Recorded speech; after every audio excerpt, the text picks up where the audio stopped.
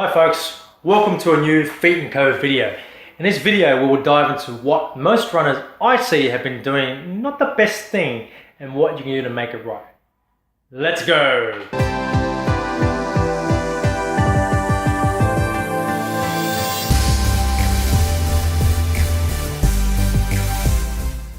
Alrighty folks, thank you for watching my video, and if you have any questions or comments at all, please drop them below in the comments box. And also, if you find the content relatable, enjoyable and insightful, then let's stay in touch by you punching that subscribe button and tapping that bell button next to it to stay in the know when new content arrives.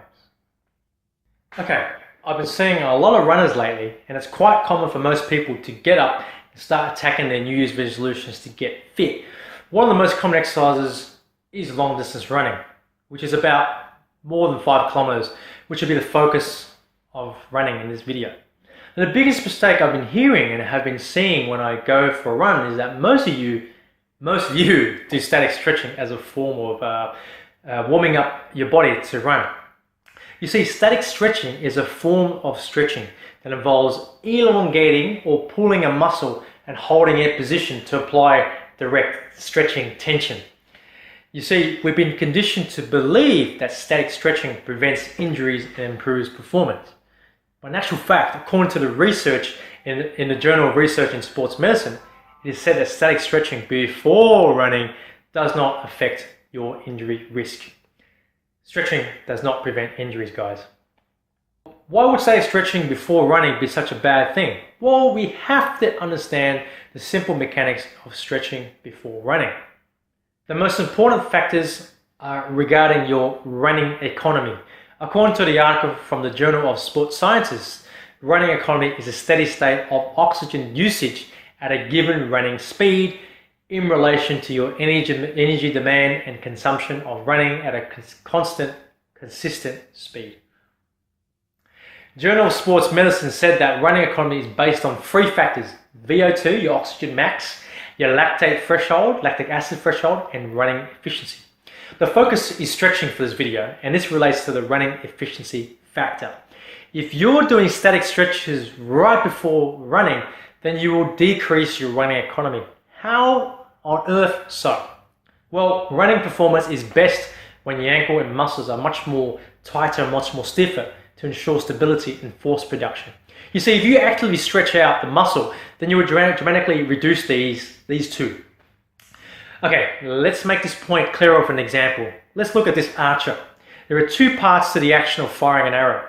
Part 1 is getting the arrow ready, while part 2 is you're ready to fire. Part 1 requires more effort and actions to prepare to fire, as in to take the arrow out, get it ready. In this example, your body will have to use more energy to work itself into the next step, which is part 2. And in this example is when you've stretched. You have to be part 2. Part 2 is ready for anything, ready to move, ready to push off, and ready to run. If you stretch out the muscles before running, then you are literally returning your muscles back to part 1. Clarified? Basically, if you stretch out, you will have to use more energy and oxygen consumption to put your body back into a state of readiness and warmed up, ready to go, ready to fire. And you also reduce mechanical advantage of your muscle too. Please note this concept is a bit different to bodybuilding, but I'll make a video if I get the right number of requests. Okay, so if you really have to stretch, then I highly suggest doing any light stretching at least 30 minutes before running. So what on earth should you do if you shouldn't stretch before running? Well, you should warm up. And I'm going to show you what exactly you should do to prep before a big run. I just need to change into the right clothes to demonstrate. When you go outside to demonstrate our special 5-minute warm-up, okay? Now, number 1, high arms and high knees. Get your heart rate up and kickstart your hip flexors, quads and arms. Arms are so important when running because running is a rhythmic motion between your arms and legs, so warm up both.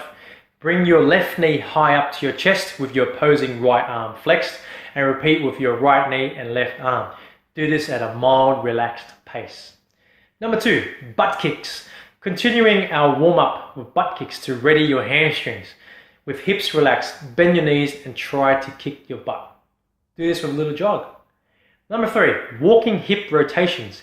Hip motion is crucial to the run, so flex the hip and then rotate the hip outwards for both legs. Do this motion for both legs as a walk. Number 4, skipping. Complete some light skipping to engage all parts of the body and really get your body ready for some long distance running. Number 5, arm circles and walking. Leave this exercise last as a means to catch your breath, refocus yourself for the run, and to warm up your arms and shoulders too. Now there are 5 warm-up exercises that I highly recommend you doing before running long distance. I want you to do these at a 1-set circuit where you'll spend 1 minute on each exercise, and once you reach number 5, you'll be ready to fight out that big run. Folks, I really hope you found that video quite insightful, useful and entertaining. And I would like to end this video on 2 quotes to nicely finish this video. First one is, to reach a great distance, you need to have a great start. So warm up right. Second one is, and I have to finish this way, is walk and run smarter, not harder. See you next video.